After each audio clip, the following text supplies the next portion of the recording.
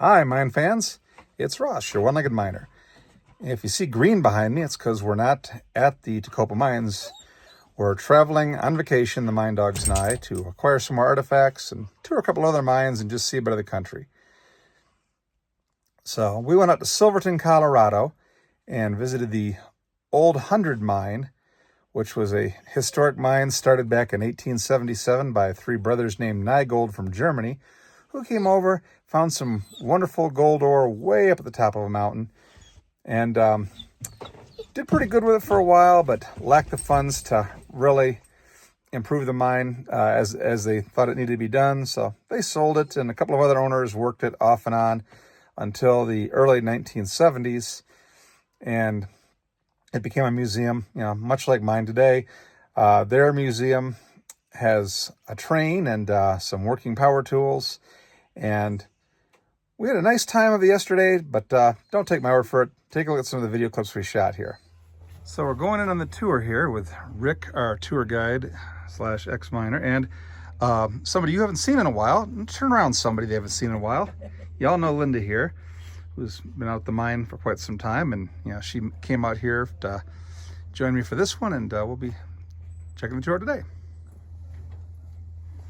And we're actually going into the Old 100 here, going back in about a quarter of a mile or so, and Rick's going to demonstrate some of the equipment and show us some of the stuff, and we'll see how it compares to my place. Oh, obviously, they've got a train and I don't.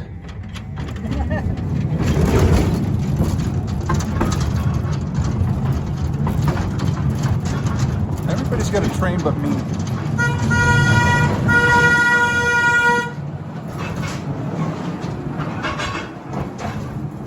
Yeah, this is all right. A lot colder in here than my place. 47 degrees in here and I'm already getting wet.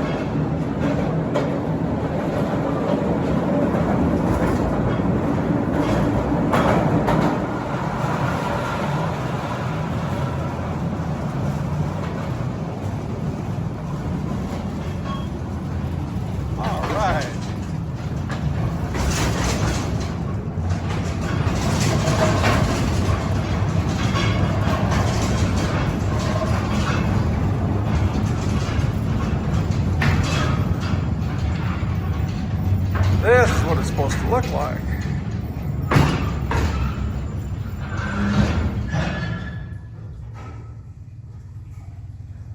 They're going to convince me to light the War Eagle yet. Ain't got a train. So here's Rick going to run his beautiful drifter for us here. The Widowmaker. Nice column driller. I love this thing. Here we go.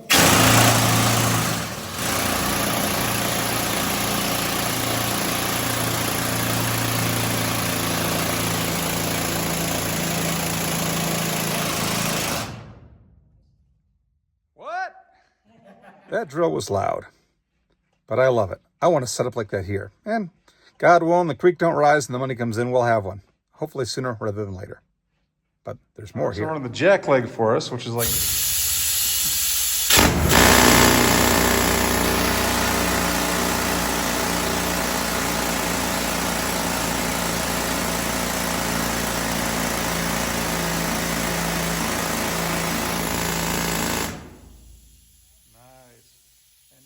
That's an S58 drill. We just came up to Silverton to buy one of these for the mine. So when you come out in the near future, you'll see one of these on display, and somebody will get it to work, but she's not in that good a shape yet.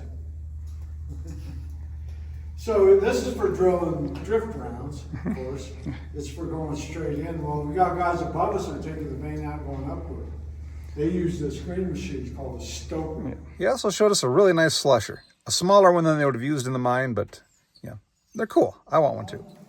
Slusher. Slush away. Just a drag on, simple machine.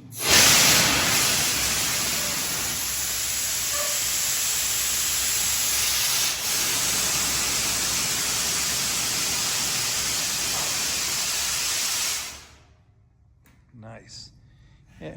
Anaconda had a lot of these back in our mines in the day, and they all got stolen out by the scrappers or by the crews. So. And ours were they weren't air powered. Ours were big electric ones, and they were much more powerful. And our buckets were like a 5-foot wide bucket. They were big buckets. So We plan to restore a couple to working in ours eventually, but not as nice as you've got set up here. This is beautiful. And this is just another one just to kind of show what it was like. Of course, the mucker. Theirs runs beautifully. I hope to have ours running shortly so we can do the same sort of demo at our place, but right now, enjoy theirs. Their favorite, folks, they're that IMCO 12B, just like the one we got on the pile outside, which hopefully we'll have running again shortly as well. But this one does work, and Rick's going to show us how it goes. All right, so this was to muck out that 30 tons of rock we talked about that they create by blasting that drift round. So it's the first thing I used. This was a game changer back in the 30s because before this they did it by hand. So once this came around, they were able to muck out a 30-ton round in 3 hours rather than 3 days. When we run it for it, turn loud.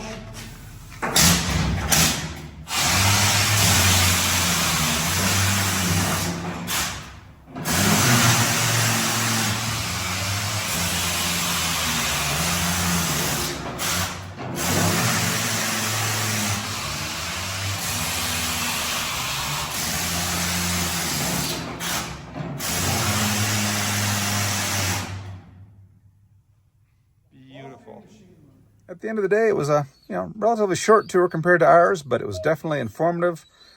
Rick, the miner giving it, had a lot of good information to give out and stories to tell, and the setting up here is beautiful. So I recommend the Old 100 when you're in or near Silverton. Make the time to see it.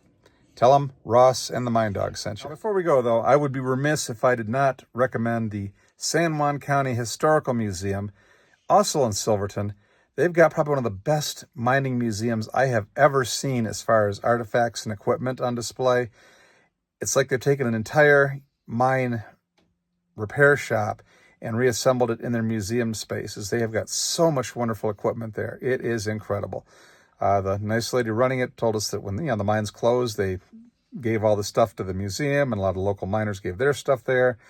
And it's probably one of the best exhibits I've seen. So I recommend that one for sure. Make it a point to check out the San Juan County Historical Museum. And again, tell them Ross and the Mine Dogs sent you.